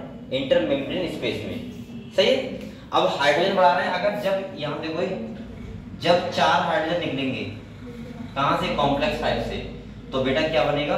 ATP। और हमें फाइनली यही ATP तो बनाना है। तो इससे पहली बात तो आपको 4-5 बातें बताऊंगा अच्छे से। जैसे पहला आपको पता हो कि ये हो कहाँ रहा है, तो इनर माइटोकॉन्ड्रिया के इनर मेम्ब्रेन पे हो रहा है। दूसरा आपको ध्यान रखना है कि जो ETS होता है उसमें कितने कॉम्प्लेक्स होते हैं? टोटल कितने होते हैं? 5 कॉम्प्लेक्स। 1 to 4 इलेक्ट्रॉन ट्रांसपोर्ट होता है, कॉम्प्लेक्स 5 में नहीं होता है। कॉम्प्लेक्स 5 में F1 F0 पार्टिकल होते हैं जो खाली क्या करते हैं? ATP फॉर्मेशन करते हैं। अगला आपको ध्यान रखना है, जब 4 हाइड्रोजन F1 F0 पार्टिकल से निकलते हैं तो एक ATP का क्या होता है? फॉर्मेशन, यानी कि ADP के साथ जुड़ता है इनऑर्गेनिक फॉस्फेट और बनाता क्या है? ATP। ऐसे ही तो हम लोग वहां कर रहे थे।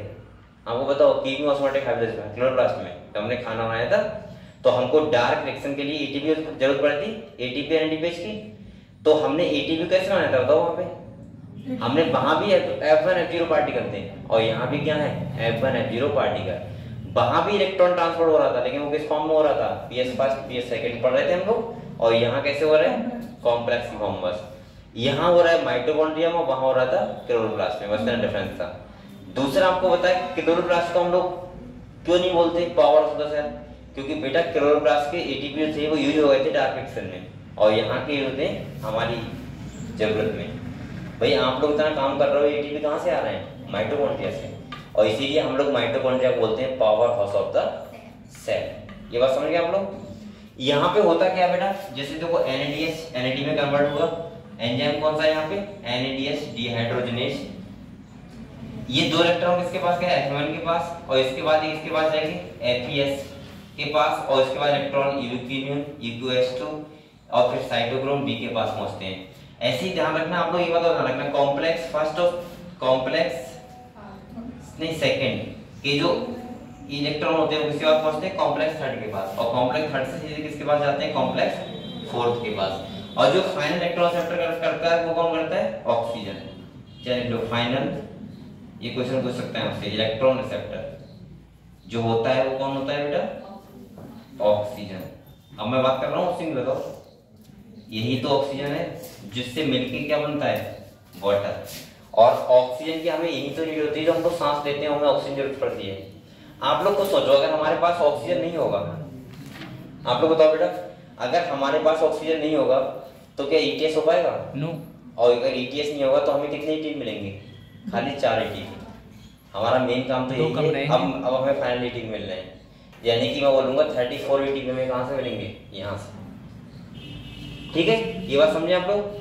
तो यहाँ से आज तक जो क्वेश्चन आया है वो तो सीक्वेंस आया है, इलेक्ट्रॉन ट्रांसपोर्ट का सीक्वेंस पहला, या दूसरा आया है कि कॉम्प्लेक्स फर्स्ट सेकंड थर्ड और फोर्थ में क्या क्या होता है मेन इन्वॉल्व, और कॉम्प्लेक्स 5 में कोई भी इलेक्ट्रॉन ट्रांसपोर्ट नहीं होता है। यहाँ F1 F0 पार्टिकल होते हैं और क्या होता है? खाली ATP का फॉर्मेशन।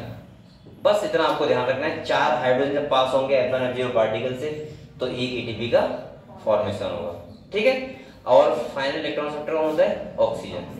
बस इतना आपको ध्यान रखना है। अगर यहाँ इतना पता है तो ये इसमें और कुछ भी नहीं है। यहीं से आज तक क्वेश्चन आया, बल्कि क्वेश्चन यहाँ से ये आ रहता है इलेक्ट्रॉन का ट्रांसपोर्ट का सीक्वेंस बताओ बस। तो देखो हम लोग देखते हैं एक बार,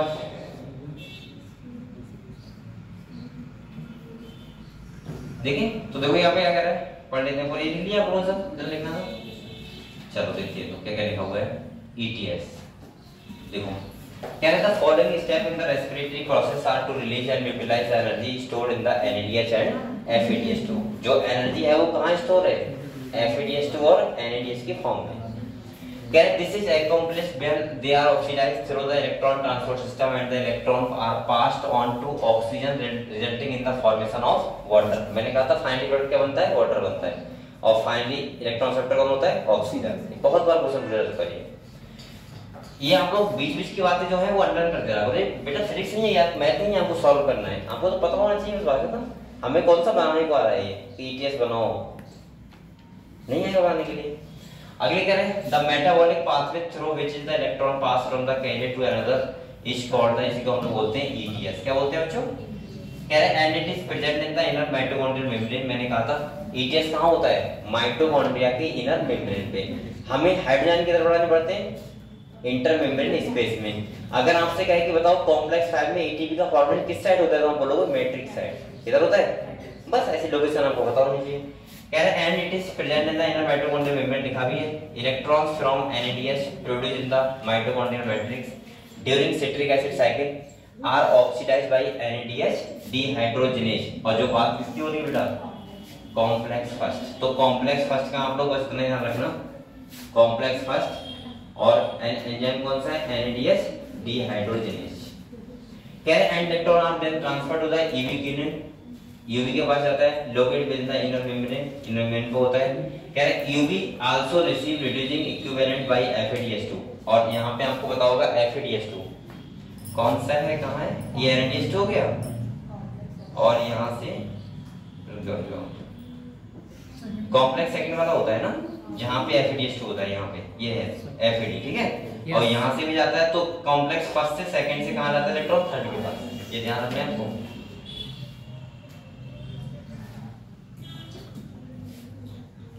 तो बेटा देखो ये कॉम्प्लेक्स जो एक कह रहा है FADH2 कॉम्प्लेक्स सेकंड, ये भी ध्यान रखना। और कॉम्प्लेक्स फर्स्ट वाला इंपॉर्टेंट है, NADH डीहाइड्रोजिनेज।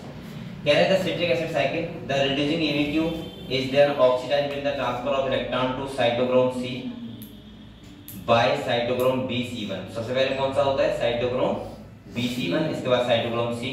और ये जो कॉम्प्लेक्स होता है BC1 कॉम्प्लेक्स, ये किसमें होता है? Complex third. ये भी आपको ध्यान रखना है, इंपॉर्टेंट है। कह रहा है cytochrome C is a small protein attached to the outer surface of the inner membrane and act as a mobile carrier for transfer of electron between complex third and fourth। और कह रहा है complex 4 refer to cytochrome C oxidase complex containing cytochrome A and A3 and 2 copper center। यहाँ पे copper ion होते हैं, ठीक है, ये भी ध्यान रखना है आपको। ये भी पूछ सकता है कि बताओ कौन से आयन से इन्वॉल्व होते हैं? कौन से होते हैं? Copper ion. आप लोगों को क्या लग रहा है कि सब याद करना पड़ेगा क्या? रटना नहीं है आपको। आपको खाली जो बातें मैंने बताई है complex first, complex second, complex third, complex 4 में, बस वही याद रखना, वगैरह कुछ याद रखना, भूल जाना। क्वेश्चन करोगे तो पता लगेगा। अगले कह रहा है when the electron pass from one carrier to another by complex first to fourth the electron transport chain they are coupled to ATP synthase. और ये क्या बनाते हैं? एटीपी सिंथेस बनाते हैं। एंजाइम होता है वो किसके पास होता है? कॉम्प्लेक्स 5 के पास। किसके पास होता है? क्योंकि मैंने कहा है कॉम्प्लेक्स 5 में कोई भी इलेक्ट्रॉन ट्रांसपोर्ट नहीं होता है, वहां क्या होता है? खाली एटीपी फॉर्मेशन। बेटा कह रहा है for the production of ATP from ADP and inorganic phosphate होता है तुम्हें, तो ये भी आपको पता होना चाहिए कि कॉम्प्लेक्स 5 जो होता है वहां पे ओनली क्या होता है? एटीपी का, एडीपी से क्या बनता है? एटीपी। कह रहे हैं the number of ATP molecule synthesised depend on the nature of the electron donor. Oxidation of one molecule, मैंने बताया आपको NADH give rise to 3 molecule of ATP, while that of one molecule of FADH2 क्या बनता है बेटा? 2 molecule of ATP। Although the aerobic process of respiration take place only in the presence of oxygen। ये किसकी presence में होता है? Oxygen. और कह रहा है the role of oxygen is limited to the terminal stage of the process। और यहाँ पे कह रहे हैं जो फाइनली इलेक्ट्रॉन एक्सेप्टर होता है वो कौन होता है? ऑक्सीजन। और फाइनल जो बनता है वो क्या बनता है? वाटर। इतना पता है होना चाहिए आपको। कह रहा है बेटा the presence of oxygen is vital since it drives the whole process by removing hydrogen from the system।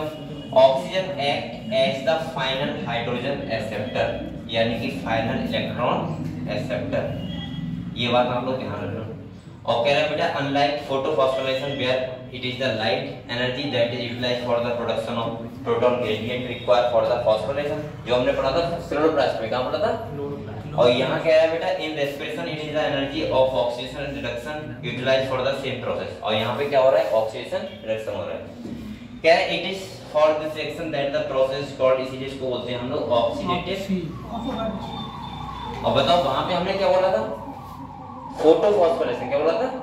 क्योंकि वो लाइट की प्रेजेंस में हो रहा था, और ये किसकी प्रेजेंस में हो रहा है? ऑक्सीडेशन रिडक्शन से हो रहा है। क्या है? You have already study about the mechanism of membrane link ATP synthesis as explained by, हमने वे पढ़ चुके हैं हम लोग कीमियो-ऑस्मोटिक हाइब्रिडाइजेशन में। किसमें पढ़ चुके हैं? In the earlier chapter. हम लोग पहले चैप्टर में पढ़ा है हमने कीमियो-ऑस्मोटिक हाइब्रिडाइजेशन, बिल्कुल सेम है, बस खाली डिफरेंस इतना है वो क्लोरोप्लास्ट में हो रहा है या क्या हो रहा है माइटोकॉन्ड्रिया में। वहां पे लाइट एनर्जी की रिक्वायरमेंट होती है, यहाँ पे लाइट की जरूरत नहीं होती है, बस इतना डिफरेंस है खाली। कह रहे हैं as mention the energy release during the electron. अब ये कौन सा है? कॉम्प्लेक्स 5 जो आपसे दिखाया गया है। एक बार हमने आपको नई एनसीईआरटी में 2 की जगह 4 कर दिया है। कितना कर दिया? ये 4 कर दो आप लोग, लिखा है किसी में? हाँ सर। और 1 एटीपी बनता है। 4 हाइड्रोजन पास होता है तो कितना बनता है? 1 एटीपी। ये आपको ध्यान रखना है, ठीक है? ये बेटा यहाँ पे एक ध्यान रखना आप लोग, F0 होता है वो इनर साइड होता है, F1 होता है वो मैट्रिक्स साइड होता है। किधर होता है? Matrix side. क्योंकि एटीपी कहाँ बनते हैं? हमेशा मैट्रिक्स में, माइटोकॉन्ड्रिया के मैट्रिक्स में। समझ गए आप लोग? ये आपको ध्यान रखना है। और देखो यहाँ पे एडीपी के साथ फॉस्फेट जुड़ जाएगा तो क्या बन जाएगा? एटीपी। और हमें फाइनली ये तो बनाना है बस। और ये कौन सा कॉम्प्लेक्स है? 5, कॉम्प्लेक्स नंबर 5। कह रहे हैं transport system is utilised in synthesis ATP with the help of ATP synthase. Complex 5 की बात कर रहा है। कह रहे हैं this complex consist of 2 major component होते हैं। एक होता है F। अच्छा वहां पे लिखा था CF1, पता है आपको? और F0 को लिखा था CF0। मैंने आपको कहा था अगर CF1 F0 लिखा है तो इसका मतलब होता है क्लोरोप्लास्ट की बात करेगा या वो करेगा फोटोसिंथेसिस की बात। अगर खाली F1 F0 लिखा है तो किसकी बात करेगा? माइटोकॉन्ड्रिया की। बस इतना आपको ये ध्यान रखना है, ठीक है? अगले क्या है? The F1 headpiece is a peripheral membrane protein complex and contain the site for synthesis of ATP from ADP and inorganic phosphate. तो F1 किधर होता है बताओ? माइटोकॉन्ड्रिया साइड, मैट्रिक्स साइड, जिधर क्या हो रहा है? एटीपी का फॉर्मेशन हो रहा है। और कह रहे हैं H0 is an integral membrane protein complex that form the channel through which proton cross the inner membrane. The passage of proton through the channel is coupled to the catalytic reaction F1 component for the production of ATP. लिखा भी है for each ATP produce 4 hydrogen pass। कितने होते हैं? 4 होते हैं। कह रहे through F0 from the intermembrane space to the matrix down the electrochemical proton gradient। तो फाइनली हम लोगों ने क्या क्या पढ़ा यहाँ पे देखो, एक बार आप लोग फिर समझो पूरी बातें। आपको क्या क्या चीजें इसमें ध्यान रखना है। ईटीएस इंपॉर्टेंट है, यहाँ से हमेशा क्वेश्चन आते हैं, ठीक है? ये तो आपको पता होना चाहिए। सबसे पहले आप लोग ध्यान रखना है 4 कॉम्प्लेक्स होते हैं। ये ईटीएस कहाँ होता है? NADH और FADH2 से ATP को बनाने के लिए हम करते हैं ईटीएस। क्या करते हैं? ईटीएस कहाँ होता है? इनर मेम्ब्रेन पे होता है माइटोकॉन्ड्रिया के, पहली बार। दूसरा आपको ध्यान रखना है बेटा कि यहाँ कॉम्प्लेक्स फर्स्ट से 4 तक इलेक्ट्रॉन ट्रांसफर होता है। मैंने कहा था complex first, complex second, complex third, complex fourth में जो जो इंपॉर्टेंट एंजाइम है वो याद रखना है आपको। कौन कौन से कॉम्प्लेक्स में कौन कौन से मॉलिक्यूल आ रहा है वो आपको ध्यान रखना है। और उसके बाद आपको ध्यान रखना है यहाँ पे इलेक्ट्रॉन का ट्रांसपोर्ट किधर से किधर हो रहा है वो ध्यान रखना है। अगले कह रहा है कॉम्प्लेक्स जो 5 है वहां पे खाली एटीपी बनते हैं। और अगर खाली एटीपी बनते हैं इसका मतलब यह है कि वहां पे कोई भी इलेक्ट्रॉन ट्रांसपोर्ट नहीं होता है। मैंने आपको पहले कर दिया है फाइनल जो इलेक्ट्रॉन एक्सेप्ट करता है वो कौन करता है? ऑक्सीजन। बनाता क्या है? वाटर। इसके बाद आपको ध्यान रखना है कॉम्प्लेक्स 5 में F1 F0 पार्टिकल होते हैं। F0 किस साइड होते हैं बेटा? Inner side. और F1 कहाँ होते हैं? मतलब इनर साइड मैट्रिक्स के। और F0 किधर होते हैं? मेम्ब्रेन में होते हैं, इनर साइड मतलब मेम्ब्रेन के अंदर। और F1 किधर होते हैं? मैट्रिक्स की तरफ, सही है? मेम्ब्रेन के पेरिफेरल ध्यान रखना। और इसके बाद मैंने कहा 4 हाइड्रोजन जब पास होते हैं तो क्या बनता है? एक एडीपी से एक एटीपी। समझ गए? ये आपको ध्यान रखना है ETS। इसको हम दूसरे नाम से हो सकते हैं ऑक्सीडेटिव फॉस्फोराइलेशन। और मैंने कहा था फॉस्फोराइलेशन का मतलब ये होता है जब एडीपी से क्या बने? एटीपी। यानी कि एडीपी के साथ जब इनऑर्गेनिक फॉस्फेट जुड़ता है तो उसको बोलते हैं फॉस्फोराइलेशन। और बनता क्या है? एटीपी। अच्छा क्लोरोप्लास्ट में हो रहा था तो वहां क्या हमने बोला था? फोटोफॉस्फोराइलेशन। क्यों? क्योंकि वो लाइट की प्रेजेंस में हो रहा था। और लाइट की प्रेजेंस में जब होता है तो क्या बनता है? तब भी एटीपी बनता है, लेकिन उसको बोलते क्या है? फोटोफॉस्फोराइलेशन। समझ गए? वहां 2 टाइप से होता है, साइक्लिक और नॉन साइक्लिक। और यहाँ पे एक ही टाइप से होता है ऑक्सीडेटिव फॉस्फोराइलेशन। लेकिन इस वाले एटीपी हम खर्च करते हैं और वो वाले एटीपी हम खर्च नहीं करते हैं, हमारे पास तो होता ही नहीं, प्लांट भी खर्च नहीं करते, प्लांट अपनी डार्क रीजन में खर्च कर लेते हैं। समझ गए? तो एक बार पूरे इसको रिवाइज मारो अच्छे से, क्योंकि आप लोगों का जो ये मेन टॉपिक था वो हो गया, थोड़ा सा बचा है बस, और इसके बाद आपका होगा क्या, प्लांट ग्रोथ एंड डेवलपमेंट। तो एक बार इसको रिवाइज कर लो अच्छे से पूरे को।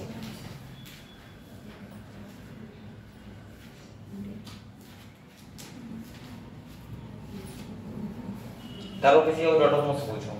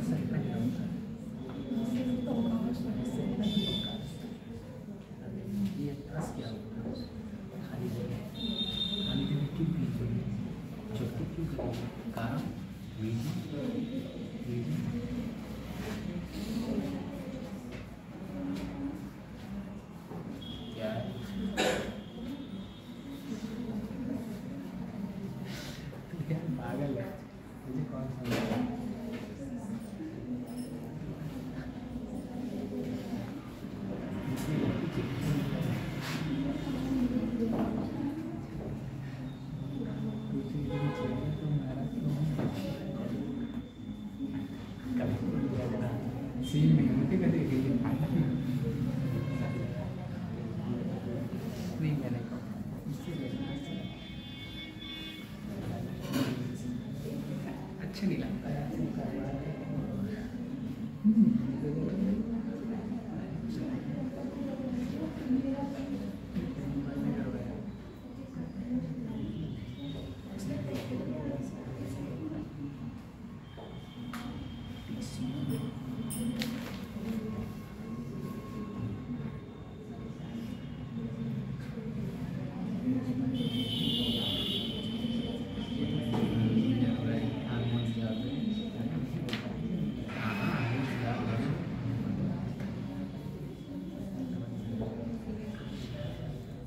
सब मिट्टी में मिल गए, सब मिट्टी में मिल गए।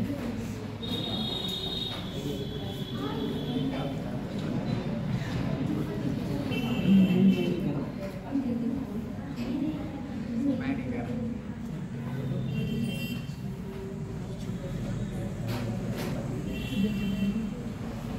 ये भी मच्छर वाले जगह तो मच्छर बहुत लग रहे हैं।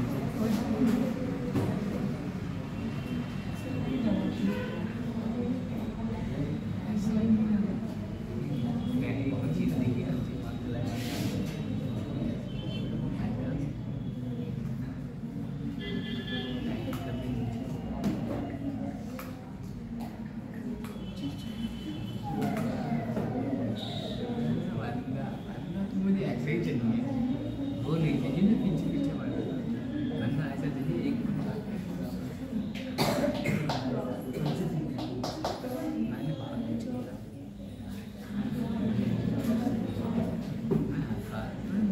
पढ़िए।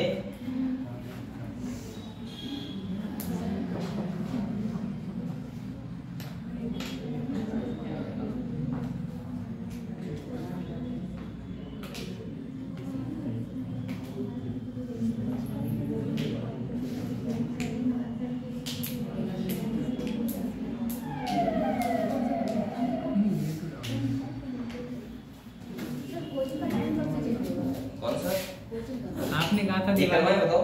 हाँ सर सही चल रहा है। सर रात हो जाती है बहुत। अरे इससे 4 करवाओ। तो कितना करवाएं बताओ। 1 से 4। 1 से 4। हाँ। चलो मैं बात करता हूँ, ठीक है। क्योंकि सर आपको आज 2 बातें करनी है, एक मच्छर वाली एक कोचिंग वाली। नहीं सर बहुत मच्छर लगता है नीचे। सर के पास मैसेज कर देंगे। 1 से 4 की प्रॉब्लम तो नहीं है?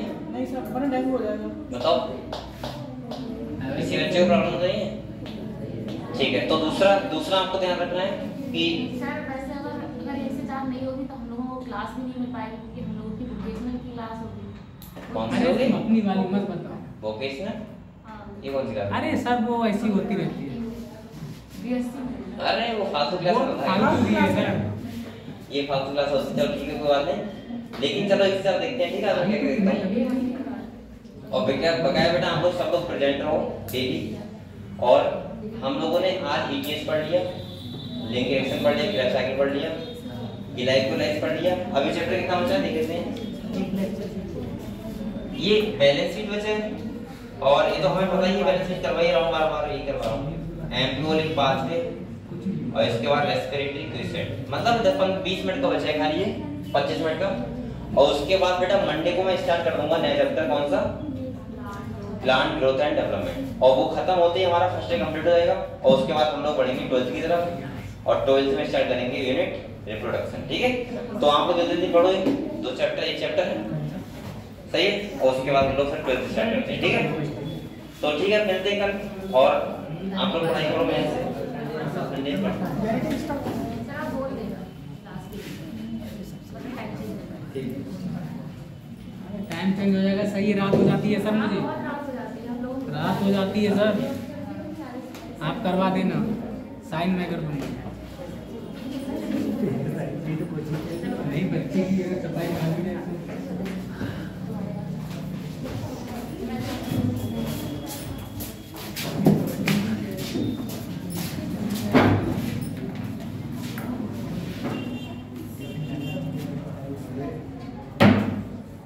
तो कल मैं चिल्ला रहा हूं।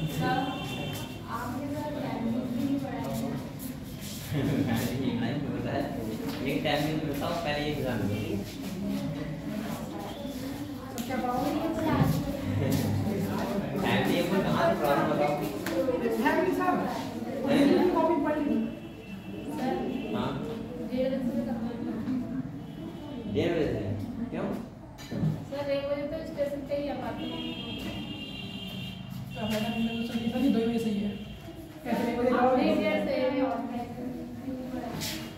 स्ट्रक्चर ऑर्गेनाइजेशन सर एक मिनट दे दो, 10 मिनट में आ जाओ।